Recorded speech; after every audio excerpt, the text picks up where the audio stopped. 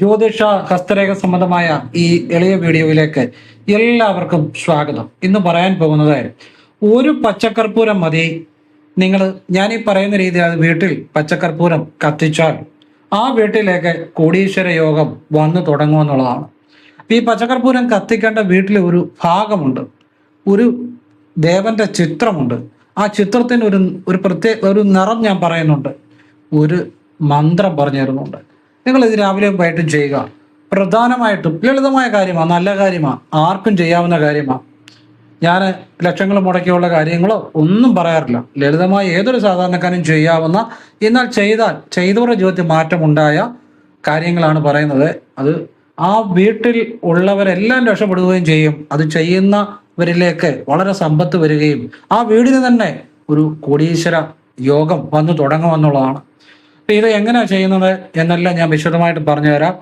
ഞാൻ ഈ പറയുന്ന കാര്യം നിങ്ങൾ എഴുതി വെച്ചു. ഈ പറയുന്ന രഹസ്യങ്ങൾ നിങ്ങൾ കേട്ട് കഴിഞ്ഞ് ഞാൻ ഈ പറയുന്നതിനെ കുറിച്ച് ചിന്തിച്ചാൽ മതി. ലോകത്താരും പറഞ്ഞു തരത്തില്ല. കേട്ട് കഴിയുമ്പോൾ ഞാൻ പറഞ്ഞ ശരിയാണോ എന്ന് ചിന്തിച്ചാൽ മതി. അതുപോലെയുള്ള കാര്യങ്ങളാണ് പറഞ്ഞു തരുന്നത്. ഇത് ലക്ഷങ്ങൾ കൊടുത്താലും നിങ്ങൾക്ക് ആരും പറഞ്ഞു തരാത്ത രഹസ്യമായ അറിവാണ്. അത് നിങ്ങളുടെ ജീവിതം മാറ്റിമറിക്കുന്ന കാര്യമാണ്. ശരിയായിട്ട് ചെയ്തവരുടെ എല്ലാം ജീവിതം മാറിയിട്ടുണ്ട്. അങ്ങനെയുള്ള അത്ഭുതകരമായ കാര്യമാണ് പറഞ്ഞു തരാൻ പോകുന്നത്. ഇത് നിങ്ങൾ കാണുന്നുണ്ടെങ്കിൽ അത് ദൈവം നിശ്ചയിച്ച സമയമാണ്. എൻ്റെയോ നിങ്ങളുടെയോ കഴിവല്ല. സത്യസന്ധമായിട്ട് ഹൃദയത്തിൽ നിന്ന് ഞാൻ പറയുകയാണ്, ദൈവം നിശ്ചയിച്ച സമയമാണ്. നിങ്ങളുടെ ജീവിതത്തിൽ ആ മാറ്റങ്ങൾ വരാൻ വേണ്ടി ആ ദൈവം നിശ്ചയിച്ച സമയത്താണ് നിങ്ങളിത് കാണുന്നത്. ഈ അറിവ് ദൈവം തരുന്ന അറിവാണിത്. ഞാനിതിനെക്കുറിച്ച് വിശദമായിട്ട് പറഞ്ഞുതരാം. അത് മുഴുവൻ നിങ്ങൾ കേട്ടിട്ട് നിങ്ങൾ ചെയ്യുക. ഏതൊരാൾക്കും ചെയ്യാം. ഇതിന് സാമ്പത്തികമൊന്നും വലിയ രീതി വേണ്ട. സാധാരണക്കാരും ആർക്കും ചെയ്യാം. അത് ഞാൻ വിശദമായിട്ട് പറഞ്ഞുതരാം. ആ വീട്ടിൽ ഏതൊരു കാര്യത്തിൻ്റെയും തടസ്സങ്ങൾ മാറും, കടം മാറാനും സാമ്പത്തികം വരാനും തടസ്സങ്ങൾ മാറാനും ഒക്കെ ഈ വിദ്യ ഏറ്റവും ഫലപ്രദമാണ്. അപ്പോൾ അതിൻ്റെ മുഴുവൻ രഹസ്യം കൂടെ കേട്ടിട്ടേ നിങ്ങൾ ചെയ്യാവുള്ളൂ കേട്ടോ. അറ്റവും മൂലം കേട്ടിട്ട് ചെയ്യരുത്. കാരണം ഒരു 10 മിനിറ്റ് ആയിക്കോട്ടെ, ഒരു 15 മിനിറ്റ് ആയിക്കോട്ടെ, ഈ ഒരു ദിവസം 24 മണിക്കൂറിനുള്ളിൽ 10-15 മിനിറ്റ് ഒരു നല്ല കാര്യം അറിയാൻ വേണ്ടി, ഒരു രഹസ്യമായ ആരും പറഞ്ഞു തരാത്ത ഒരു കാര്യം അറിയാൻ വേണ്ടി, എന്നാൽ നിങ്ങളുടെ ജീവിതം മാറ്റുന്ന ഒരു കാര്യം അറിയാൻ വേണ്ടി ഒന്ന് ക്ഷമയോടെ ചെലവഴിക്കുക. അത് എന്നേക്കുമായ ജീവിതത്തിൽ ഗുണമുണ്ടാവും. അപ്പോൾ ഇത് ഞാൻ വിശദമായിട്ട് പറഞ്ഞു തരികയാണ്. എല്ലാവരും ഈശ്വരൻ അനുഗ്രഹിക്കട്ടെ. അതിനു മുമ്പ് ഒരു കാര്യം പറയാണ്, നേരിട്ട് കൺസൾട്ടിങ് ഇല്ല, വാട്സപ്പ് വഴി മാത്രമേ ഉള്ളൂ. സംഖ്യ, ജ്യോതിഷം, ഹസ്തരേഖ, ഗ്രഹനില ഇതൊക്കെ വിശകലനം ചെയ്യുന്നത്. നിങ്ങൾക്ക് താല്പര്യമുള്ളൊരു വാട്സപ്പ് ഇടുക. നിങ്ങൾക്ക് ഞാൻ റിപ്ലൈ തരും ഫ്രീ ആകുമ്പോൾ. എല്ലാവർക്കും റിപ്ലൈ തരാൻ പറ്റത്തില്ല. പറ്റുന്നവർക്ക് എങ്ങനെ ചെയ്യുന്നതെന്ന് പറയും. ഞാൻ നല്ല കാര്യങ്ങൾ മാത്രമേ പറയാറുള്ളൂ. അപ്പോൾ അത് ചെയ്യുന്ന രീതി പറയും. ക്ഷേത്രത്തിലേക്കുള്ള ലളിതമായ വഴിപാടുകളും ഏതൊരു സാധാരണക്കാരും ചെയ്യാവുന്ന ലളിതമായ കാര്യങ്ങളെ പറയാറുള്ളൂ. ആ രീതി പറയും. കേട്ടിട്ട് ആവശ്യമുണ്ട് ചെയ്യാല്ലേ ചെയ്യാതിരിക്കാം. ഫോൺ വിളിച്ചാൽ കിട്ടത്തില്ല, നേരിട്ട് വന്നാലും നോക്കാൻ പറ്റത്തില്ല. കാരണം വാട്സപ്പിലെ വർക്ക് തന്നെ സമയത്തിന് തീരുന്നില്ല. അതുകൊണ്ടാണ്. പിന്നെ നിങ്ങൾക്ക് എന്തും ഒരു അത്യാവശ്യ കാര്യം ഉണ്ടെങ്കിൽ വളരെ ചുരുക്കി ഒരു ചെറിയ വോയിസ് ആയിട്ട് ഇടുക. എൻ്റെ ശ്രദ്ധയിൽപ്പെട്ട എനിക്കറിയാവുന്ന നല്ല കാര്യം ഞാൻ പറഞ്ഞു തരുന്ന ആത്മാർത്ഥമായിട്ടേ പറഞ്ഞു തരത്തുള്ളൂ. അതിന് ഫീസൊന്നുമില്ല കേട്ടോ. അപ്പോൾ എല്ലാം വിശദമായിട്ട് പറഞ്ഞു തരികയാണ്. എല്ലാവരും ഈശ്വരൻ അനുഗ്രഹിക്കട്ടെ. ഞാൻ സത്യസന്ധമായിട്ടാണ് പറയുന്നത് കേട്ടോ. പറയുന്ന കാര്യമേ ഇപ്പോൾ ഞാനൊരു കാര്യം പറഞ്ഞാൽ സത്യസന്ധമായിട്ടാണ്. നിങ്ങളുടെ ഒരു പരിഹാരം ചോദിച്ചാൽ അത് പറഞ്ഞു തരുമെന്ന് പറഞ്ഞാൽ സത്യസന്ധമായിട്ടാണ്. അല്ലാതെ വെറുതെ ചുമ്മാ ഞാൻ ഒരു കാര്യം പറയത്തില്ല. ആത്മാർത്ഥമായിട്ടാണ് പറയുന്നത്. നിങ്ങൾ ശരിയായിട്ട് കേട്ടാൽ നിങ്ങൾക്ക് ഗുണമുണ്ടാകും. എന്ത് കാര്യത്തിനും നിങ്ങൾക്കൊരു അത്യാവശ്യ കാര്യം ഉണ്ടെങ്കിൽ ചോദിക്കാം. ഞാൻ ആ സത്യമുള്ള കാര്യമേ പറയത്തുള്ളൂ. ഇപ്പം എല്ലാവരും ഈശ്വരൻ അനുഗ്രഹിക്കട്ടെ. ഞാൻ വിശദമായിട്ട് പറഞ്ഞുതരാം. ഓം നർപ്പവി. അപ്പോഴേ നിങ്ങളുടെ വീട്ടില് ഏത് റൂമിൽ വെച്ച് വേണേലും ഇത് ചെയ്യാം. കിടപ്പുമുറി ഒഴിച്ച് ഏത് റൂമിൽ വെച്ച് വേണേലും ഈ ഒരു കാര്യം ചെയ്യുമ്പോൾ മുഴുവൻ കേട്ടിട്ടേ ചെയ്യാവുള്ളൂ കേട്ടോ. നിങ്ങൾ അതിനാദ്യം വേണ്ടത് നിങ്ങളുടെ വീട്ടിൽ ഒരു റൂം തിരഞ്ഞെടുക്കുക. അത് ഹാളായിക്കോട്ടെ, അല്ലെ വേറൊരു കിടപ്പുമുറിയും അടുക്കളയും ഒഴിച്ച് ഏത് റൂം വേണേലും അല്ലെ ഹാള് വേണേലും തിരഞ്ഞെടുക്കാം. ആ ഹാളിൽ മുഴുവൻ കേൾക്കണം കേട്ടോ. ഇത് ഇതുവരെ പറയാത്ത കാര്യമാണ്. മുഴുവൻ കേൾക്കണം. ആദ്യം കേൾക്കുമെന്ന് തോന്നും പറഞ്ഞായിരിക്കുമെന്ന്. അല്ല, പറയാത്ത കാര്യങ്ങളായി പറഞ്ഞു തരുന്നത്. ഇപ്പം വീടിൻ്റെ കിടപ്പുമുറിയും അടുക്കളയും ഒഴിച്ച് ഏതൊരു മുറിയിലും ചെയ്യാം. ഒരു മുറി ചെയ്താൽ മതി. തെക്ക് പടിഞ്ഞാറേ മൂലയിൽ ഗണപതിയുടെ ഒരു ഫോട്ടോ വെക്കണം. ഫോട്ടോ നീല നിറത്തിലുള്ളതായിരിക്കണം. ഇത്രയും വരെ നിങ്ങൾ കേട്ടിട്ടുണ്ടായിരിക്കും, പക്ഷെ പറയാത്ത കാര്യമാണ് പറയുന്നത്. മുഴുവൻ കേൾക്കണം കേട്ടോ. അതുകൊണ്ടാണ് വീണ്ടും പറയുന്നത്. അപ്പം നീല നിറത്തിലുള്ള ഫോട്ടോ വെക്കണം. ഇനി നീല നിറത്തിലുള്ള ഫോട്ടോ അല്ല ഗണപതിയുടെ കിട്ടുന്നതെങ്കിലും കുഴപ്പമില്ല, വെക്കാം. ഉണ്ടെങ്കിൽ നീല നിറത്തിലുള്ള വെക്കുക, ഇല്ല ഏത് നിറത്തിലുള്ള വേണേലും വെക്കാം. ആ ഫോട്ടോയുടെ മുന്നിൽ നിങ്ങൾ രാവിലെയും വൈകിട്ടും ഒരു തട്ടത്തിൽ പച്ചക്കർപ്പൂരം പച്ചമരുന്ന് കടയിൽ നിന്ന് വാങ്ങിക്കണം. അപ്പൊ ഇത് ഒരു ചെറുതായിട്ട് ഒടിച്ച് ഒരു തട്ടത്തിൽ വെച്ച് കത്തിച്ച് ഈ പറയുന്ന ഒരു മന്ത്രം ആ ഗണപതിയുടെ ഫോട്ടോയിൽ ഇങ്ങനെ ഫോട്ടോയുടെ നേരെ കാണിച്ചാൽ മതി, അല്ല ഫോട്ടോയുടെ മുന്നിലോട്ട് കൊണ്ട് കാണിക്കണമെന്നൊന്നുമില്ല. നമ്മൾ താഴെ നിന്ന് ആ ഫോട്ടോയുടെ താഴെ നിന്ന് ആ ഗണപതിയുടെ ഫോട്ടോയുടെ താഴെ നിന്ന് കാണിച്ചാൽ മതി, അല്ലാതെ ഫോട്ടോയുടെ അടുത്ത് കൊണ്ട് കാണിക്കണമെന്നില്ല. അപ്പോൾ ഫോട്ടോ ഇച്ചിരി ഉയരത്തിലായിരിക്കുമല്ലോ വെക്കുന്നത്. തെക്ക് പടിഞ്ഞാറേ മൂലയിൽ പടിഞ്ഞാറേ ഭിത്തിയിൽ കിഴക്കോട്ട് നോക്കി വെക്കണം. ശ്രദ്ധിച്ച് കേട്ടോണം. തെക്ക് പടിഞ്ഞാറേ ഇപ്പം ഏത് ഹാളിൻ്റെ ആണേലും മുറിയുടെ ആണേലും ഒരു മുറി ചെയ്താൽ മതി. കിടക്കുന്ന റൂമും അടുക്കള ഒഴിച്ച് ചെയ്യാം. തെക്ക് പടിഞ്ഞാറേ മൂലയിൽ പടിഞ്ഞാറേ ഭിത്തിയിൽ അല്പം സാധാരണ ഉയരത്തിൽ കിഴക്കോട്ട് നോക്കി വെക്കണം. എന്നിട്ട് അതിൻ്റെ താഴെ നിന്ന് കാണിച്ചാൽ മതി. ഒരു തട്ടത്തിലെ കർപ്പൂരം കത്തിച്ച് നിങ്ങൾ ഈ മന്ത്രം ജപിക്കണം. ഓം ശ്രീം ഗം സൗമ്യായ ഗണപതയെ വരവരദ സർവജനം മേ വശമാനയ സ്വാഹ. ഇത് ഞാൻ വീഡിയോയുടെ താഴെ ഡിസ്ക്രിപ്ഷൻ ബോക്സ് എഴുതിയിടാം. ഈ മന്ത്രം നിങ്ങൾ ജപിക്കുക. ഈ മന്ത്രം ജപിക്കുന്നതിന് മുമ്പ് നിങ്ങൾ ഈ തട്ടത്തിൽ കർപ്പൂരം കത്തിക്കാതെ തന്നെ ഒന്ന് കൈകൂപ്പി ഓം വിനായകായ നമ, വിനായകരെ പ്രണാമം എന്ന് കൈകൂപ്പി ജപിച്ചിട്ട് തട്ടമെടുത്ത് അതിൽ ഒരു പച്ചക്കർപ്പൂരം വെച്ച് ആ ഗണപതിയുടെ ഫോട്ടോയുടെ താഴെ നിന്ന് ആ ഫോട്ടോയെ കാണിക്കുന്ന പോലെ സങ്കല്പിച്ചെന്ന് വെച്ചാൽ ഫോട്ടോയുടെ താഴെ നിന്നിട്ട് ഓം ശ്രീം ഗം സൗമ്യായ ഗണപതയെ വരവരദ സർവജനമേ വശമാനേ സ്വാഹ എന്ന് 3 തവണ ജപിക്കുക. ജപിച്ചു കഴിഞ്ഞ് മനസ്സിൽ ഗണപതിയോട് നിങ്ങൾ വേണ്ട കാര്യങ്ങൾ ആവശ്യപ്പെടുക. സമ്പത്ത് ആവശ്യപ്പെടുക. സാമ്പത്തികം നല്ല രീതിയിൽ ഉണ്ടാകും. കടബാധ്യതകൾ മാറാൻ നല്ലതാണ്. തടസ്സങ്ങൾ മാറാൻ നല്ലതാണ്. നിങ്ങളുടെ എല്ലാ പ്രശ്നങ്ങൾക്കും പരിഹാരം ഉണ്ടാവും. ഇത് രാവിലെയും വൈകിട്ടും ചെയ്യുക. ഇതിന് ശുദ്ധി അശുദ്ധി ഒന്നുമില്ല, ആർക്കും ചെയ്യാം. മനഃശുദ്ധിയുള്ള ആർക്കും ചെയ്യാം. ഇനി ഇത് നിങ്ങൾ ചെയ്യുമ്പോൾ ഗണപതിയെക്കുറിച്ച് ചില രഹസ്യം അറിയണം. അത് അറിഞ്ഞിട്ടേ ചെയ്യാവുള്ളൂ. അത് അറിഞ്ഞിട്ട് ചെയ്യുമ്പോഴാണ് ഫലം ഉണ്ടാകുന്നത്. അത് ഞാൻ പറഞ്ഞുതരാം. അപ്പം ഗണപതിയുടെ ഇതിൻ്റെ രഹസ്യം എന്താണ്? ഞാൻ ആദ്യം പറഞ്ഞു, ഗണപതിയുടെ ഫോട്ടോയുടെ മുന്നിൽ നീല നിറമാണ് നല്ലതെന്ന് പറഞ്ഞു. ഇല്ലേ സാധാരണ നിറമാണേലും മതിയെന്ന് പറഞ്ഞു. അതിനകത്ത് കുഴപ്പമില്ല. ഇനിയും ഈ തെക്ക് പടിഞ്ഞാറേ മൂലയിൽ ഗണപതിയെ വെച്ചാൽ പെട്ടെന്ന് ഗണപതി പെട്ടെന്ന് നിങ്ങളുടെ ആഗ്രഹം സാധിച്ചു വരും. കാരണം ഞാൻ ഈ കാര്യം പറഞ്ഞു, പലർക്കും പല കിട്ടാക്കടം കിട്ടിയവരുണ്ട്, സാമ്പത്തികം വരുന്നവരുണ്ട്, പല പേപ്പറുകളും തടസ്സപ്പെട്ട് നിയമപരമായിട്ട് മാറിയവരുണ്ട്, ഒരുപാട് കാര്യങ്ങൾ നേടിയെടുത്തവരുണ്ട്. അനുഭവത്തിന്റെ അടിസ്ഥാനത്തിലാണ് പറയുന്നത്. ആ ഒരു പൊസിഷന് പ്രത്യേകത ഉണ്ട്. ഇനി ഈ ഗണപതിയുടെ മന്ത്രം ജപിക്കുമ്പോൾ ഗണപതിയുടെ അനുഗ്രഹം ഉണ്ടാകും, ലക്ഷ്മി ദേവിയുടെ അനുഗ്രഹം ഉണ്ടാകും. ലക്ഷ്മി വിനായക മന്ത്രമാണ്. മാത്രമല്ല ശിവന്റെയും ശക്തിയുടെ അനുഗ്രഹം ഉണ്ടാകും. മാത്രമല്ല ഗണപതിയെ വിളിക്കുമ്പോൾ നമ്മുടെ ജീവിതത്തിൽ ഉണ്ടാകുന്നൊരു പ്രധാന മാറ്റം എന്നാന്ന് ചോദിച്ചു കഴിഞ്ഞാൽ ശ്രദ്ധിച്ചു കേട്ടോണം. ഗണപതി എന്ന് പറഞ്ഞാൽ ഗണങ്ങളുടെ അധിപനാണ്. ഗണങ്ങൾ എന്ന് പറഞ്ഞു കഴിഞ്ഞാൽ ശരിക്കും കൂട്ടങ്ങൾ എന്ന അർത്ഥം. കൂട്ടങ്ങൾ എന്ന് പറഞ്ഞു കഴിഞ്ഞാൽ അത് ഏതു തരം കൂട്ടങ്ങളും ആവാം. നമ്മുടെ ശരീരം അവയവങ്ങളുടെ ഒരു കൂട്ടമാണ്, അല്ലേ? നമ്മുടെ ത്വക്ക് കോശങ്ങളുടെ ഒരു കൂട്ടമാണ്. നമ്മളുടെ ചിന്തകൾ എന്ന് പറഞ്ഞാൽ പല ചിന്തകളുടെ കൂട്ടമാണ്. നമ്മളുടെ കാഴ്ചകൾ പല കാഴ്ചകളുടെ കൂട്ടമാണ്. ഇങ്ങനെ ഈ കൂട്ടങ്ങളുടെ ഒരു ലോകത്താണ് നമ്മൾ ജീവിച്ചുകൊണ്ടിരിക്കുന്നത്. അപ്പം ഇതിൽ വിജയം കൈവരിക്കാൻ ഗണപതിയെ വിളിച്ചാൽ വളരെ നല്ലതാണ്. ശ്രദ്ധിച്ചു കേട്ടോണം. ഇനിയും ഗണപതിക്ക് വിളിക്കുമ്പോൾ രണ്ട് ശക്തികൾ നമുക്ക് കിട്ടും. സിദ്ധിയും ബുദ്ധിയും. ഗണപതിയെ വിളിക്കുന്നവർക്ക് കിട്ടുന്ന ഒരു ഗുണമാണ്. സിദ്ധി എന്ന് വെച്ചാൽ സ്കില്ല്. നിങ്ങളിപ്പോൾ ഒരു വക്കീലാണ്, നിങ്ങൾക്ക് എങ്ങനെ വാദിക്കണം, എങ്ങനെ ആ കേസ് വിജയിക്കണം എന്നുള്ള ഒരു കഴിവ് നിങ്ങൾ ആർജിച്ചെടുക്കുന്ന ഒരു കഴിവുണ്ട്. അല്ലെങ്കിൽ നിങ്ങളൊരു ഡോക്ടറാണ്, എങ്ങനെ നിങ്ങളുടെ ജോലി ചെയ്യണം. അല്ലെങ്കിൽ നിങ്ങൾ ബിസിനസ്സുകാരനാണ്, അല്ലെങ്കിൽ നിങ്ങളൊരു രാഷ്ട്രീയക്കാരനാണ്, അല്ലെങ്കിൽ നിങ്ങൾ ഏത് ജോലിയും ചെയ്താലും ആ ജോലിയിൽ നിങ്ങൾക്ക് വിജയിക്കാൻ വേണ്ട ഒരു സ്കില്ല് നിങ്ങൾക്ക് കിട്ടുമെന്നുള്ളതാണ് കഴിവ്. നിങ്ങൾക്ക് വിജയിക്കാൻ വേണ്ട കഴിവ് നിങ്ങൾക്ക് കിട്ടും, സ്കില്ല്.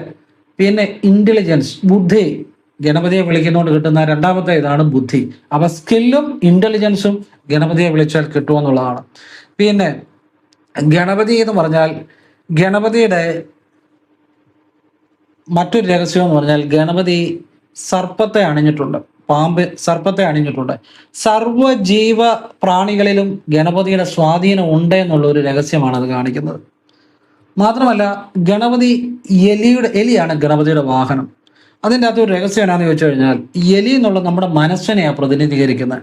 നമ്മളുടെ ഏറ്റവും വലിയ പ്രശ്നം എന്നാണെന്നറിയോ? ബുദ്ധിയില്ലാത്തതോ കഴിവില്ലാത്തതോ അല്ലെങ്കിൽ സമ്പത്തില്ലാത്തതോ അല്ലെ സമ്പത്ത് ഉണ്ടാക്കാനുള്ള കഴിവില്ലാത്തതോ ഒന്നുമല്ല. നമ്മുടെ മനസ്സ് നമ്മുടെ കയ്യിലല്ല. അതാണ് ഏറ്റവും വലിയ പ്രശ്നം. നമ്മുടെ മനസ്സ് കാണുന്നതിൻ്റെ പുറകെ, കേൾക്കുന്നതിൻ്റെ പുറകെ, നമ്മൾ ജീവിതത്തിൽ കണ്ടതിൻ്റെ പുറകെ, പല കാര്യങ്ങളുടെ പുറകെ മനസ്സ് എപ്പോഴും, ഉറക്കത്തിൽ പോലും മനസ്സ് സഞ്ചരിച്ചുകൊണ്ടിരിക്കുക. ഈ മനസ്സ് ശരിക്കും നമ്മൾ വിചാരിച്ചിരിക്കുന്നത് നമ്മൾക്ക് മാറ്റം ഉണ്ടാകണമെങ്കിൽ നമ്മൾ വെളിയിലത്തെ കാര്യം, നമ്മൾക്ക് ശരീരത്തിന് വെളിയിലുള്ള കാര്യങ്ങളിൽ എപ്പോഴും നമ്മുടെ മനസ്സ്, ശരിക്കും നമ്മുടെ ഉള്ളിൽ മനസ്സ് വരുമ്പോഴാണ് നമുക്ക് മാറ്റം ഉണ്ടാകുന്നത്. അപ്പം നമ്മുടെ ഉള്ളിലേക്ക് ആ മനസ്സിനെ കൊണ്ടുവരുമ്പോഴാണ്, അങ്ങനെ കൊണ്ടുവരുന്നവരാണ് ജീവിതത്തിൽ അത്ഭുതങ്ങൾ കാണിച്ചിട്ടുള്ളത്. വലിയ സമ്പന്നരായിട്ടുള്ളവരും വലിയ ജീവിതത്തിൽ നേട്ടങ്ങൾ ഉണ്ടാക്കിയവരും എല്ലാം അവരുടെ കയ്യിൽ മനസ്സ്, അവരുടെ ഉള്ളിൽ മനസ്സിനെ നിലനിർത്താൻ പറ്റിയവർക്ക്, മനസ്സിനെ എപ്പോഴും വെളിയിലോട്ട് കൊടുക്കുന്നവർക്ക് ഒരിക്കലും ജീവിതത്തിൽ സമാധാനം, സമ്പത്ത്, ഐശ്വര്യം ഇതെല്ലാം കണക്റ്റഡാണ്. നമ്മുടെ മനസ്സ് എപ്പോഴും വെളിയിൽ പല ചിന്തകളിൽ പോകുമ്പോഴാണ് നമുക്കൊരു കാര്യം ഭംഗിയായിട്ട് ചെയ്യാൻ പറ്റത്തില്ല, ഒരു തൊഴിൽ ഭംഗിയായിട്ട് ചെയ്യാൻ പറ്റത്തില്ല, ഒരു കുടുംബം നന്നായിട്ട് മുന്നോട്ട് കൊണ്ടുപോകാൻ പറ്റത്തില്ല. ഇതൊക്കെ ഈ മനസ്സ് വെളിയിലോട്ട് എപ്പോഴും മനസ്സ് അലഞ്ഞു തിരിഞ്ഞ് നടക്കുകയാണ്. ഈ മനസ്സിനെ ഉള്ളിലോട്ട് കൊണ്ടുവരാൻ ഏറ്റവും രഹസ്യവിദ്യ എന്ന് വെച്ചാൽ മൂലാധാര ചക്രം. നമ്മുടെ നട്ടലിന്റെ താഴെ മലദ്വാരത്തിന്റെ മുകളിലായിട്ട് ഏറ്റവും അടിയിലായിട്ട് മൂലാധാര ചക്രമുണ്ട്, നട്ടലിന്റെ ഏറ്റവും അടിഭാഗത്ത്. ഈ മൂലാധാര ചക്രത്തിൽ പോസിറ്റീവായിട്ടുള്ള എനർജി ഉണ്ടാകണം. പോസിറ്റീവ് എനർജി മൂലാധാര ചക്രത്തിൽ പോസിറ്റീവ് എനർജി ഉണ്ടാകണമെങ്കിൽ മൂലാധാര ചക്രത്തിലെ ദേവൻ ആരാണ്? ഗണപതിയാണ്. അവിടെ ഗണപതി എന്ന് പറയരുത്, ശരിക്കും വിനായകൻ എന്നാ പറയേണ്ടത്. മൂലാധാര ചക്രത്തിലെ ഗണപതിയും വിനായകനും എല്ലാം ഒന്ന് തന്നെയാണ്. അപ്പം മൂലാധാര ചക്രത്തിലെ ദേവൻ ഗണപതിയാണ്, അതായത് വിനായകനാണ്. ഭഗവാനെ വിനായകൻ എന്ന് വിളിക്കുമ്പോൾ ആ മൂലാധാര ചക്രത്തിലെ പോസിറ്റീവായിട്ടുള്ള ഒരു പോസിറ്റീവായിട്ടുള്ള ഒരു എനർജി ഉണ്ടാകും വിനായകൻ എന്ന് വിളിക്കുമ്പോൾ മൂലാധാര ചക്രത്തിൽ. അപ്പം അതുകൊണ്ടാണ് നമ്മൾ ഈ വിദ്യ ചെയ്യുന്നതിന് മുമ്പ് ആദ്യം കൈകൂപ്പി ഓം വിനായകായ നമ, വിനായകരെ പ്രണാമം എന്ന് പ്രാർത്ഥിച്ചതിൻ്റെ കാര്യം. കാരണം ഈ മൂലാധാര ചക്രം പോസിറ്റീവായിട്ട് ആക്ടിവേറ്റ് ആകുമ്പോൾ, അല്ലെങ്കിൽ പോസിറ്റീവായിട്ട് ആ എനർജി ഉണ്ടാകുമ്പോഴാണ് നമ്മൾ എന്ത് ചെയ്താലും നമ്മുടെ മനസ്സ് നമ്മുടെ കയ്യിൽ നിൽക്കും. നമ്മൾ എന്ത് ചെയ്താലും ഫലമാകും. അല്ലെങ്കിൽ നമ്മൾ എന്ത് ചെയ്താലും നമുക്കത് ഗുണമായിട്ട് വരണമെന്നില്ല. നമുക്ക് വലിയ വിജയങ്ങൾ ഉണ്ടാകണമെങ്കിൽ ആ മൂലാധാര ചക്രം പോസിറ്റീവായിട്ട് ആക്ടിവേറ്റ് ആകണം. അതിന് തലകുത്തി നിന്നിട്ടൊന്നും കാര്യമില്ല, ചെയ്യേണ്ട കാര്യം ചെയ്താൽ മതി. ഇപ്പം ഈ ഓം വിനായകായ നമ, വിനായകരെ എന്ന വാ കൊണ്ട് ജപിച്ചാൽ മതി, മൂലാധാര ചക്രം ആക്റ്റീവ് ആകും. ആക്റ്റീവ് ആകുന്ന വെച്ചാൽ കുണ്ടലിനെ ഉണരുമെന്നല്ല അർത്ഥം. മൂലാധാര ചക്രം പോസിറ്റീവ് ആകും. മൂലാധാര ചക്രത്തിൽ എപ്പോഴും പോസിറ്റീവായിട്ടുള്ള എനർജി ഉണ്ടാകും. മൂലാധാര ചക്രത്തിൽ നെഗറ്റീവായിട്ടുള്ള എനർജി ഉണ്ടാകുമ്പോഴാണ് എപ്പോഴും നിരാശയായിരിക്കും. എന്ത് ചെയ്താലും നിരാശയായിരിക്കും. ഒരു വീട് വെച്ചാൽ എപ്പോഴും ചിന്ത, ഈ വീട് എപ്പോഴാ ഇടിഞ്ഞു വീഴുന്നെന്നുള്ള ചിന്തയാണ്. അല്ലെ വീട് കടം കയറി പോവോ, ഒരു വണ്ടി എടുത്ത് വണ്ടി എപ്പോഴാണ് ഇടിക്കുന്നത്, ഇങ്ങനെ നെഗറ്റീവ് ചിന്തകളായിരിക്കും. എന്തിനും നെഗറ്റീവ് ചിന്തയായിരിക്കും. മൂലാധാര ചക്രം ആക്റ്റീവ് അല്ലെങ്കിൽ, അതായത് നെഗറ്റീവ് എനർജി ആണെന്നുണ്ടെങ്കിൽ എന്ത് തൊഴിൽ ചെയ്താലും ഇത് രക്ഷപ്പെടത്തില്ലെന്നുള്ള ചിന്തയാണ്. എപ്പോഴും പരാജയ ഭീതി ആയിരിക്കും, എപ്പോഴും ഭയമായിരിക്കും. മൂലാധാര ചക്രം നെഗറ്റീവായിട്ടുള്ള ഒരു എനർജിയാണ് അവിടെ ഉണ്ട്. നെഗറ്റീവായിട്ടുള്ള എനർജിയാണ് മൂലാധാര ചക്രത്തിൽ നിലവിലുള്ളതെങ്കിൽ, അപ്പൊ അതിനെ ഈ ഓം വിനായകായ നമ, വിനായകരെ എന്ന് ജപിക്കുമ്പോൾ അവിടെ പോസിറ്റീവ് എനർജി ഉണ്ടാകും. അവിടെ തൊട്ട് ജീവിതം മാറാൻ തുടങ്ങും. നിങ്ങൾക്ക് നല്ല ഈശ്വരാനുഗ്രഹം ഉണ്ടാകും. പിന്നെ നിങ്ങൾ ചെയ്യുന്ന ഏത് പ്രാർത്ഥനകളും ഫലം കാണും. നിങ്ങളുടെ ജീവിതത്തിൽ നല്ല ആളുകളുമായിട്ട് നിങ്ങൾ സംസർഗം ഉണ്ടാകും, നല്ല കാര്യങ്ങൾ ചെയ്യാൻ പറ്റും, നല്ല വിജയങ്ങൾ ഉണ്ടാകും, പണം ഉണ്ടാക്കാൻ പറ്റും. അപ്പൊ നിങ്ങളുടെ കടബാധ്യതകൾ മാറിക്കിട്ടും എന്നുള്ളതാണ്. പിന്നെ ലക്ഷ്മി വിനായക മന്ത്രം അത് കഴിഞ്ഞ് നമ്മൾ ജപിക്കുന്നുണ്ട്.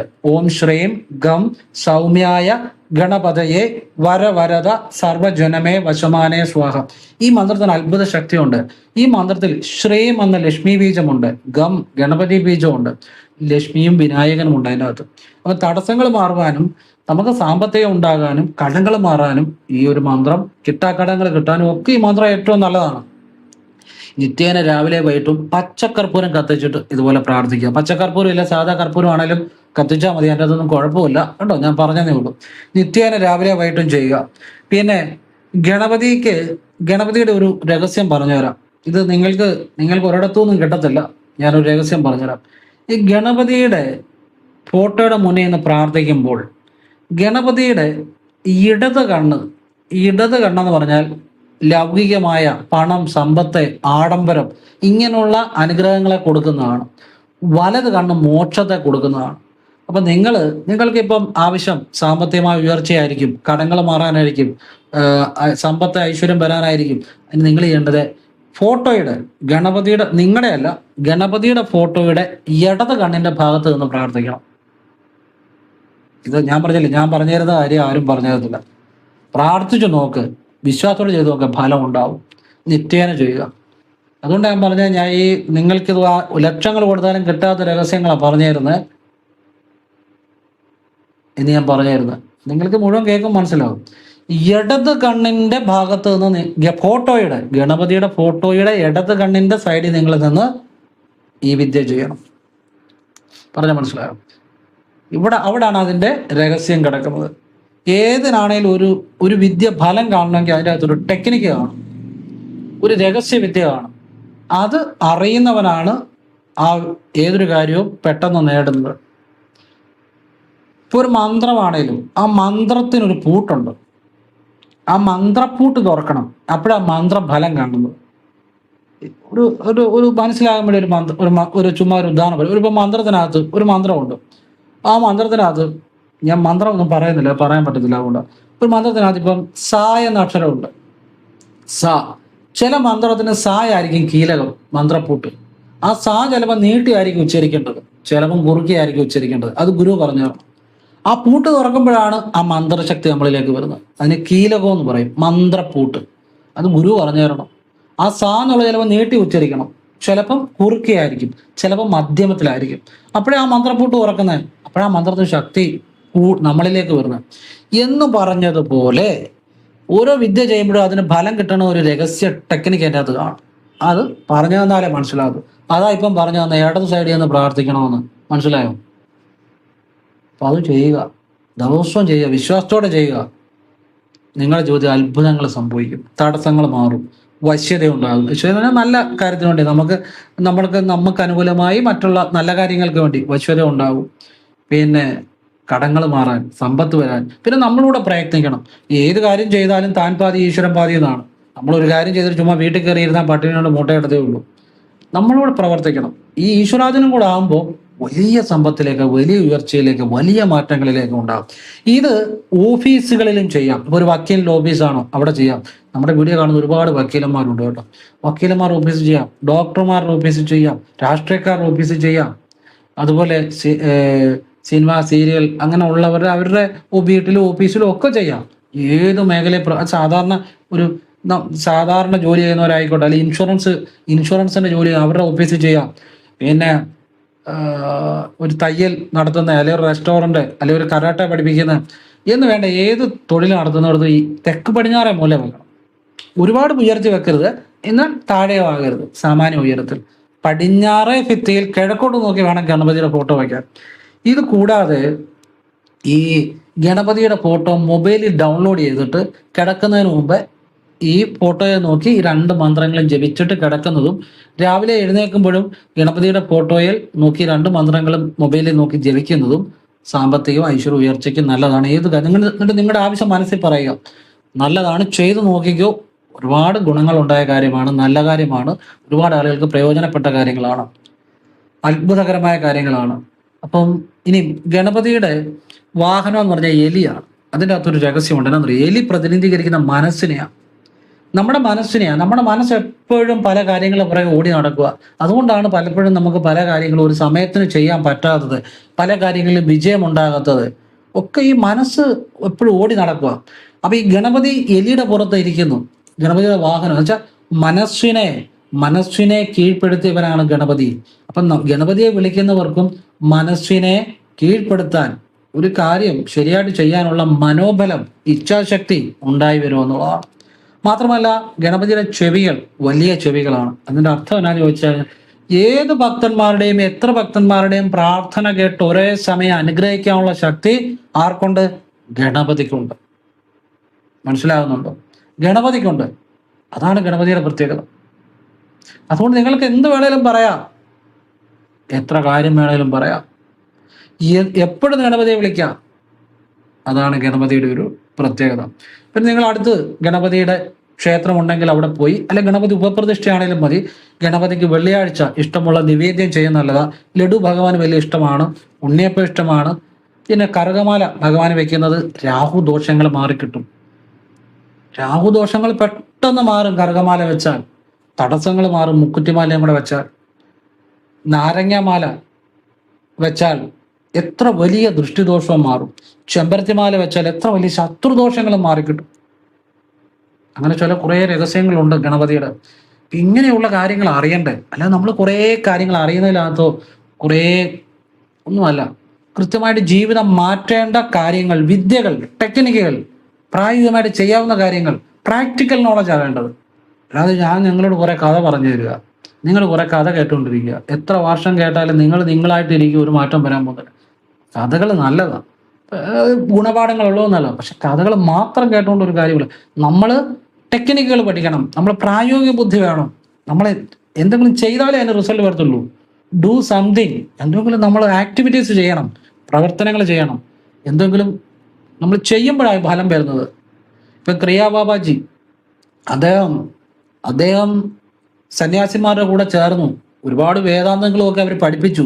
ലാസ്റ്റ് ക്രിയാബാബാജിക്ക് മനസ്സിലായി, എടാ ഈ വേദങ്ങളും പുരാണങ്ങളും ഒക്കെ പഠിച്ചാൽ എത്ര വർഷങ്ങൾ അല്ലെ എത്ര യുഗങ്ങൾ പഠിച്ചാലും തീരത്തില്ല. ആവശ്യത്തിനുള്ള കാര്യം മനസ്സിലാക്കുക, പിന്നെ വിദ്യ അഭ്യസിക്കുക. അങ്ങനെയാണ് അദ്ദേഹം അഗസ്ത്യരെ തേടിപ്പോയത്. നമുക്ക് വേണ്ട കാര്യങ്ങൾ അറിയുക. ഒരുപാട് അറിയുന്നതിനകത്തൊന്നും കാര്യമില്ല. വേണ്ട അറിവുകൾ അത് എങ്ങനെ പ്രയോജനപ്പെടുത്തണമെന്നുള്ള ടെക്നിക്കുകൾ, പ്രായോഗിക ബുദ്ധി ഉണ്ടായിരിക്കുക. അങ്ങനെയുള്ളവരെ ജീവിതത്തിൽ നേടിയിട്ടുള്ളൂ. അത് നിങ്ങൾ മനസ്സിലാക്കുക. ഞാൻ അങ്ങനെയുള്ള കാര്യങ്ങൾ മാത്രമാണ് പറയുന്നത്. പിന്നെ വല്ലപ്പോഴും ഒരു കഥ പറഞ്ഞെങ്കിൽ അതിൻ്റെ അകത്ത് എന്തെങ്കിലും മനസ്സിലാക്കാൻ ഒരു കാര്യം ഉണ്ടെങ്കിൽ അത് പറയത്തുള്ളൂ. അല്ലാതെ ഞാൻ പറയാറില്ല. പ്രാക്ടിക്കലായിട്ടുള്ള നോളജ് ഞാൻ പറയുന്ന മുഴുവൻ. നമ്മുടെ ജീവിതത്തിൽ ഏറ്റവും കൂടുതൽ ആളുകൾ എനിക്ക് മെസ്സേജ് ചെയ്യുന്ന ഒരു കാര്യമാണ് വീട്ടിൽ കലഹം, വഴക്ക്, അല്ലെ ഭർത്താവ് മദ്യപാനം, മക്കൾ അല്ലെങ്കിൽ ഭയങ്കര പ്രശ്നക്കാരെ, ഇതൊക്കെ പറഞ്ഞു. ഞാനൊരു വിദ്യ പറഞ്ഞുതരാം, നിങ്ങൾ ചെയ്ത് നോക്കുക. ഞാൻ പറയുന്ന രീതിയിൽ ചെയ്യണം, കാരണം അത് ഫലമുണ്ടായ കാര്യമാണ്. നിങ്ങൾ ഭഗവാൻ നാരായണന്റെ ഒരു ഫോട്ടോ മേടിക്കണം. ഗുരുവായൂരപ്പനില്ലേ, ഒരു ഫോട്ടോ മേടിക്കുക. ശ്രദ്ധിച്ചു കേട്ടോണം. ചതുർബാഹുവായ ഭഗവാൻ നാരായണന്റെ, ഗുരുവായൂരപ്പന്റെ ഒരു ഫോട്ടോ വാങ്ങാം. ആ ഫോട്ടോ വാങ്ങിയിട്ട് ആ ഫോട്ടോയുടെ മുന്നിൽ നിങ്ങളൊരു തട്ടം എടുത്തിട്ട് അതിൻ്റെ അകത്ത് ഒരു 10 രൂപയുടെ ഒരു കൂടി ഭസ്മം മേടിച്ച് ആ തട്ടത്തിൽ ഇട്ട് നിരത്തിയിട്ട് അതിലൊരു കർപ്പൂരം, അത് സാധാ കർപ്പൂരമോ പച്ചക്കർപ്പൂരോ എന്ത് വാങ്ങാം, കർപ്പൂരം വെച്ച് കത്തിച്ചു നിങ്ങൾ ഈ നാരായണന്റെ ഫോട്ടോയുടെ മുന്നിൽ കൊണ്ട് കയ്യിൽ പിടിച്ച് ഓം നമോ നാരായണായ എന്ന് വാഗൊണ്ട് ഒരു തവണ ജപിക്കുക. അതിനുശേഷം ഓം നാരായണായ വിദ്മഹേ വാസുദേവായ ധീമഹി തന്നോ വിഷ്ണു പ്രചോദയാത് എന്ന് വാഗൊണ്ട് ഒരു തവണ ജപിക്കുക. ഏത് വ്യക്തിയെ നിങ്ങൾ ഇത് ചിന്തിച്ച് പാദം മുതൽ ചിന്തിച്ച് ഈ 2 മന്ത്രങ്ങളും ജപിക്കുന്നു, ഇങ്ങനെ ഭസ്മത്തിൽ കർപ്പൂരം കത്തിച്ച് ഭഗവാനെ കാണിച്ച് നിങ്ങൾ മനസ്സിൽ, നിങ്ങളുടെ ഭർത്താവായിരിക്കും, അദ്ദേഹത്തെ പാദം മുതൽ ശിരസ് വരെ മനസ്സിൽ കണ്ടുകൊണ്ട് സന്തോഷത്തോടെ ഈ കർപ്പൂരം കത്തിച്ച് ഓം നമോ നാരായണായ എന്ന് ജപിക്കുക. സന്തോഷത്തോടെ ജപിക്കുക. ഈ സന്തോഷത്തോടെ ജപിക്കുമ്പോഴേ അത് ഫലം ഉണ്ടാകത്തുള്ളൂ, ഉള്ളിൽ നിന്നൊരു സന്തോഷം. കാരണം ഈ മൂലാധാരത്തിലെ എനർജി ആക്ടിവേറ്റ് ആകണമെങ്കിൽ നമുക്ക് ആ ഉള്ളിൽ സന്തോഷം കൂടെ വരണം. മനസ്സിലായില്ലേ? ഉള്ളിലൊരു സന്തോഷം ഇല്ലേ പോലും. അപ്പൊ സന്തോഷം, ഇങ്ങനെ സന്തോഷമായിട്ട് ജപിക്കണം. ഓം നമോ നാരായണായ. ഇനി വീണ്ടും ഭർത്താവിനെ പാദം മുതൽ ശിരസ് വരെ മനസ്സിൽ കണ്ണുകൊണ്ട് കണ്ണ് തുറന്നുകൊണ്ട് തട്ടത്തിൽ ഈ ഭസ്മത്തിനകത്ത് ഒരു കർപ്പൂരം അല്ലെ കർപ്പൂരം തീരുന്നതനുസരിച്ച് ഇട്ടുകൊടുത്താൽ മതി, കത്തിച്ച് ഓം നാരായണായ വിദ്മഹേ വാസുദേവായ ധീമഹേ തന്നോ വിഷ്ണു പ്രചോദയാത് എന്ന് ജപിക്കുക സന്തോഷത്തോടെ. ഇനി അതല്ലാതെ നിങ്ങളെ സ്വയം പാദം മുതൽ ശിരസ് വരെ കണ്ട് ജപിച്ചാൽ നിങ്ങൾക്ക് മാറ്റം വരും. ഇനി ആരാണോ മാറേണ്ടത് അവരെ ചിന്തിച്ച് ജപിക്കുക. പിന്നെ നിങ്ങൾ ഇത് അല്ലാതെ തന്നെ ഈ മന്ത്രം ഇങ്ങനെ ജപിച്ച് ഭഗവാനെ കാണിച്ച് ഭഗവാനെ സമ്പത്ത് ഐശ്വര്യമൊക്കെ എനിക്ക് എൻ്റെ കുടുംബത്തിന് തരണമെന്ന് പ്രാർത്ഥിക്കുക. അങ്ങനെ പ്രാർത്ഥിച്ചാലും എല്ലാ ഐശ്വര്യങ്ങളും ഉണ്ടായി വരും. അത്ഭുതകരമായ കാര്യമാണ്. രാവിലെ വൈകിട്ട് ചെയ്ത് നോക്കുക. ഇതിന്റെ പ്രധാന ഗുണം എന്താണെന്ന് വെച്ചാൽ പിതൃപ്രീതി ഉണ്ടായി വരും. ഇവിടെ ഞാൻ പറഞ്ഞത് ഓം നമോ നാരായണായ ജപിച്ചിട്ട് ഓം നാരായണായ വിദ്മഹേ വാസുദേവായ ധീമഹേ തന്നോ വിഷ്ണു പ്രചോദയാത് എന്നിട്ട് ഈ വിഷ്ണു ഗായത്രി ജപിക്കണമെന്നാണ് പറഞ്ഞത്. ഈ മന്ത്രം ജപിച്ചിട്ട് അല്ലെ ഈ മൂലമന്ത്രം ജപിച്ചിട്ട് ഗായത്രി ജപിച്ചാൽ ഭയങ്കര മാറ്റം വരും. മൂലമന്ത്രം ജപിച്ചിട്ട് ഗായത്രി ജപിക്കണം. ആ ദേവതയുടെ അനുഗ്രഹം ഉറപ്പാണ്. രഹസ്യവിദ്യയാണ്. നിങ്ങൾ ചെയ്തു നോക്കിക്കോ. പിന്നെ ഇതിന്റെ മറ്റൊരു ഗുണം, പിതൃപ്രീതി അപ്പോഴേ ഉണ്ടായി വരും. ഈ പിതൃപ്രീതി ഇല്ലാതെ വരുമ്പോഴാണ് കുടുംബത്തിൽ കലഹം, വഴക്ക്, പ്രശ്നം. മക്കളെ ഇങ്ങോട്ട് വിളിച്ചാൽ അങ്ങോട്ട് പോകും. ഭർത്താവാണെങ്കിലും എന്നും കലഹം, വീട്ടിൽ വഴക്ക്. എത്ര അധ്വാനിച്ചാലും വീട്ടിലെ ദാരിദ്ര്യം മാറുന്നില്ല. എത്ര പൈസ കൊണ്ടുവന്നാൽ ആ വീട്ടിൽ നിലനിൽക്കുന്നില്ല. വീട്ടിൽ നിന്ന് ഒരു ആളും വീട്ടിലെ മക്കളൊന്നും രക്ഷപ്പെടുന്നില്ല. അയൽവക്കക്കാരുമായിട്ട് എപ്പോഴും പ്രശ്നം, നാട്ടുകാരുമായിട്ട് വീട്ടുകാരുമായിട്ട് പ്രശ്നം, എപ്പോഴും ദുരിതങ്ങളോട് ദുരിതം. ഇതൊക്കെ പിതൃപ്രീതി ഇല്ലാത്തപ്പം വരുന്ന പല പ്രശ്നങ്ങളായിട്ടാണ് പലപ്പോഴും കാണുന്നത്. അപ്പോൾ ഈ പിതൃപ്രീതി ഉണ്ടായി വരും ഈ വിദ്യ ചെയ്താൽ. പിന്നെ നിങ്ങളെ കൊണ്ട് സാധിക്കുമെങ്കിൽ മാസത്തിലൊന്ന് ഗുരുവായൂർ പോയി തൊഴണം, ചോറ്റാനിക്കര പോയി തൊഴണം, പായിപ്പാട് പുത്തങ്കാവലമ്പലത്തിൽ വന്ന് തൊഴണം. പറ്റുവാണ് ചെയ്യുക. ഞാൻ പറഞ്ഞതേ ഉള്ളൂ. ജീവിതം അവിടെ തൊട്ട് എഴുതി വെച്ചു, അവിടെ തൊട്ട് ജീവിതം മാറാൻ തുടങ്ങും. പിന്നെ നിങ്ങൾ അടുത്തുള്ള കൃഷ്ണക്ഷേത്രത്തിൽ വ്യാഴാഴ്ച ത്രിമധുരവും ഭാഗ്യസുക്ത പുഷ്പാഞ്ജലിയും കൊടുക്കുക. അത് ആഴ്ചയിൽ സാധിക്കുന്ന പോലെ കൃഷ്ണൻ അല്ലെ വിഷ്ണുവിന് ചെയ്യുക. പിന്നെ നിങ്ങളുടെ പക്കനാളിന് ഇതിന്റെ കൂടെ ഒരു പാൽപ്പായസവും കൂടെ കൃഷ്ണൻ അല്ലെ വിഷ്ണുവിന് കൊടുക്കുക. ത്രിമധുരത്തിനും ഭാഗ്യസുക്ത പുഷ്പാഞ്ജലിയും കൂടെ അത്ഭുതകരമായ മാറ്റങ്ങൾ ജീവിതത്തിൽ ഉണ്ടാകും. നല്ല കാര്യങ്ങളാണ്. ഇത് വിശ്വാസത്തോടെ ചെയ്യുക. ഇന്ന് ഏതാ നാളെ മാറുമെന്നല്ല. ചിലർക്ക് പെട്ടെന്ന് ഫലം കിട്ടും, ചിലർക്ക് ചിലപ്പോൾ ആവർത്തിക്കേണ്ടി വരും. ക്ഷമയോടെ വിശ്വാസത്തോടെ ചെയ്താൽ മാറിയിരിക്കും. അതാണ്. അങ്ങനെ മനസ്സിലാക്കുക. കറക്റ്റ് കാര്യം പറഞ്ഞു തരുന്നത്. അല്ല സ്വിച്ചിട്ട ബൾബ് കത്തുന്ന പോലെ ഇപ്പം ചെയ്താൽ ഇപ്പം ഫലം കിട്ടുമെന്നൊന്നും നിർബന്ധമില്ല. ചിലർക്ക് പെട്ടെന്ന് കിട്ടാറുണ്ട്. അവരുടെ ആ ഭക്തി, അവരുടെ ആ കറകളഞ്ഞ വിശ്വാസം കൊണ്ടാണ്. ചിലർക്ക് ചിലപ്പോൾ സമയമെടുക്കും. ചിലർക്ക് എന്തായാലും ചെയ്താൽ ക്ഷമയോടെ സാധിക്കുന്ന രീതിയിൽ ആവർത്തിച്ച് ഉറപ്പായിട്ടും ആ കുടുംബം രക്ഷപ്പെടും എന്നുള്ളതാണ്. ഇനി മാസത്തിൽ ഒരു തവണയെങ്കിലും ഏത് വീട്ടുകാരും ചെയ്യേണ്ട കാര്യമാണ് മുരുകൻ്റെ അമ്പലത്തിൽ പോകണം. ഒരു തവണയെങ്കിലും പോയി, നമ്മുടെ വീഡിയോ കാണുന്നവരെങ്കിലും പോകണം. എന്തുകൊണ്ടാണെന്നറിയോ? ഞാൻ പറഞ്ഞുതരാം. മുരുകൻ്റെ അമ്പലത്തിൽ പോയി ഒരു തവണയെങ്കിലും പോകണം. മാസത്തിൽ പോയി. അതിന് കാരണമുണ്ട്. കാരണം ഞാൻ പറഞ്ഞുതരാം ഇത് കഴിഞ്ഞു. മുരുകൻ്റെ അമ്പലത്തിൽ പോയി 21 നാരങ്ങ ഒരു തട്ടത്തിൽ വെച്ച് ഒരു കൂട് 10 രൂപയുടെ ഭസ്മവും വെച്ച് ഒരു നെയ്യോ അല്ലെ നെയ്വളക്കൂട് ഭഗവാനെ സമർപ്പിക്കുക. ഇത് ഏതെങ്കിലും ദിവസം ചെയ്യാം. ഞായറാഴ്ചയോ ചൊവ്വാഴ്ചയോ ആണെങ്കിൽ നല്ലത്, അല്ലെ നിങ്ങളുടെ പക്കനാളിലാണ് നല്ലത്. ഏത് ദിവസം വേണമെങ്കിലും ചെയ്യാം. മാസത്തിൽ ഒന്നെങ്കിലും മുരുകന്റെ ക്ഷേത്രത്തിൽ പോകണം. ഒരു 3 മാസത്തിലല്ല 4 മാസത്തിലൊരിക്കൽ ഭഗവാൻ ഒരു പഞ്ചാമൃത അഭിഷേകം കൊടുക്കണം. ഭഗവാനോട് നന്ദിയും പറയണം. നമ്മുടെ വീഡിയോ കാണുന്നവരെങ്കിലും ഞാൻ പറയുന്ന എന്തെങ്കിലും കാര്യങ്ങൾ കൊണ്ട് നിങ്ങൾക്ക് പ്രയോജനം ഉണ്ടായിട്ടുണ്ടെങ്കിൽ എന്തുകൊണ്ടാണെന്ന് പറഞ്ഞു തരുന്നത്. ഞാനീ പറഞ്ഞു തരുന്ന എൻ്റെ അറിവല്ല, ഭഗവാൻ തരുന്ന ജ്ഞാനമാണ്. അപ്പൊ ഭഗവാനോട് നമ്മൾ മറക്കരുത്. നിങ്ങൾക്ക് ഈ കാര്യം കിട്ടുന്നുണ്ടെങ്കിൽ ഇതൊന്നും എൻ്റെ കഴിവൊന്നുമല്ല. ഭഗവാൻ പരമേശ്വരന്റെ, പരമേശ്വരിയുടെ, മുരുകന്റെ, ഗുരുക്കന്മാരുടെ തരുന്ന അറിവാണ്. ഇനി മുരുകന്റെ കാര്യം ഞാനിപ്പോൾ എന്തിനാ പറഞ്ഞെന്ന് പറഞ്ഞുതരാം.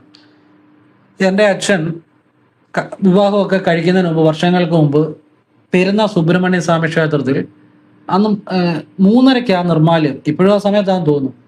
2 മണിക്ക്, അതായത് വെളുപ്പിനെ 2 മണിക്ക് വീട്ടിൽ നിന്ന് നടന്നു പോയി 6-7 കിലോമീറ്റർ ഉണ്ട് സുബ്രഹ്മണ്യ സ്വാമി ക്ഷേത്രത്തിൽ. റെയിൽവേ വഴിയാണ് പോകുന്നത്. അപ്പം പിന്നെ ഒരു അരമണിക്കൂർ 3/4 മണിക്കൂർ ഉണ്ടെങ്കിൽ ചെല്ലാം. റോഡ് വഴി പോകുമ്പോഴാണ് 7 കിലോമീറ്റർ. അപ്പം റെയിൽവേ വഴി പോയി, അതായത് വെളുപ്പിനെ അപ്പം 1/4 മണിക്കൂർ കൊണ്ട് ചെല്ലാം റെയിൽവേ കൂടെ പോകുമ്പോൾ. 2 മണിക്ക് വീട്ടിൽ നിന്ന് എഴുന്നേറ്റ് നടന്ന് റെയിൽവേ കൂടെ നടന്ന് പെരുന്ന സുബ്രഹ്മണ്യ സ്വാമി ക്ഷേത്രത്തിൽ പോയി നിർമ്മാലയം തൊഴുവായിരുന്നു പലതവണ. അങ്ങനെ ഭഗവാനെ തൊഴുതപ്പം ആ ഭഗവാനിൽ നിന്ന് കിട്ടിയ, എൻ്റെ അച്ഛന് കിട്ടിയ അനുഗ്രഹമായിരിക്കും ഒരു പുത്രനിലൂടെ, എന്നിലൂടെ ഈ ലോകം മുഴുവൻ ഇതുപോലുള്ള നല്ല ദിവ്യമായ കാര്യങ്ങൾ പറഞ്ഞു തരുന്നത്. അതുകൊണ്ടാണ് ഞാൻ പറഞ്ഞത്, എൻ്റെ ഈ അറിവുകൾ നിങ്ങൾ കേൾക്കുന്നുണ്ടെങ്കിൽ ഇതുകൊണ്ട് നിങ്ങൾക്ക് എന്തെങ്കിലും ഗുണങ്ങൾ, ഒരുപാട് ആളുകൾക്ക് ഗുണങ്ങൾ ഉണ്ടായിട്ടുണ്ട് കേട്ടോ, ലക്ഷക്കണക്കിന് ആളുകൾ. അത് നിങ്ങൾക്ക് ഉണ്ടായിട്ടുണ്ടെങ്കിൽ നിങ്ങൾ ഒരു തവണയെങ്കിലും മാസത്തിൽ മുരുകനെ പോയി കാണണം, നന്ദി പറയണം. പിന്നെ ഞാൻ ഈ 21 നാരങ്ങ എന്ന് പറഞ്ഞത്, നിങ്ങൾക്ക് ഇനി അത് പറ്റില്ല, ഒരു നാരങ്ങയെങ്കിലും മുരുകനെ സമർപ്പിക്കുക, ഒരു കൂടി ഭസ്മം സമർപ്പിക്കുക, നെയ്യല്ല നെയ്വിളക്ക് സമർപ്പിക്കുക. ഭഗവാന് നിങ്ങൾക്ക് പഞ്ചാമൃത അഭിഷേകം 3 മാസത്തിലോ 4 മാസത്തിലോ ഒന്നും ചെയ്യുക. അത് നിങ്ങളെക്കൊണ്ട് പറ്റുന്ന പോലെ ചെയ്യുക. മാസത്തിൽ ഒന്നെങ്കിലും പോയി, ഒന്നുകിൽ ഒരു നാരങ്ങ, ഒരു കൂട് ഭസ്മം, ഒരു നെയ്വിളക്ക്, ഒരു ത്രിമധുരം ഇത് സമർപ്പിക്കുക. കുമാരസൂക്ത അർച്ചനയും കൂടെ ചെയ്യുവാണ് നല്ലതാണ്. ഇനി പഞ്ചാമൃത അഭിഷേകം 3 അല്ല 4 മാസത്തിൽ ഒന്ന് ചെയ്താലും മതി. മുരുകനോട് നന്ദി പറയുക. കാരണം മുരുകന്റെ കൃപയാണ് നിങ്ങൾ ഈ കേൾക്കുന്ന ശബ്ദം, നിങ്ങൾ ഈ കേൾക്കുന്ന അറിവ്, നിങ്ങൾക്ക് ഈ കിട്ടുന്ന ജ്ഞാനം ഇതൊന്നും എൻ്റേതല്ല, സത്യമായിട്ടാണ് പറയാം. അതുകൊണ്ടാണ് പറഞ്ഞത് നമുക്ക് അറിവ് തരുന്ന നമുക്ക് ആ ഈശ്വരനോട് എപ്പോഴും നമുക്ക് നന്ദി ഉണ്ടായിരിക്കണം. അപ്പോഴാണ് നമ്മൾ കൂടുതൽ ജീവിച്ച ഐശ്വര്യങ്ങൾ ഉണ്ടാകും. എനിക്ക് ഈ അറിവുകൾ തന്ന ആ ഈശ്വരന് എൻ്റെ അറിവുകൾ കൊണ്ട് നിങ്ങൾക്ക് പ്രയോജനം ഉണ്ടാകുന്നുണ്ടെങ്കിൽ ആ ഈശ്വരന് നിങ്ങളും നന്ദിയുള്ളവരായിരിക്കും. അത്രയേ ഉള്ളൂ. എല്ലാവരും ഈശ്വരൻ അനുഗ്രഹിക്കട്ടെ. ഓം കൃഷ്ണായ നമഃ. ശിവോഹം. ഓം നർപ്പവി നർപ്പവി നർപ്പവി.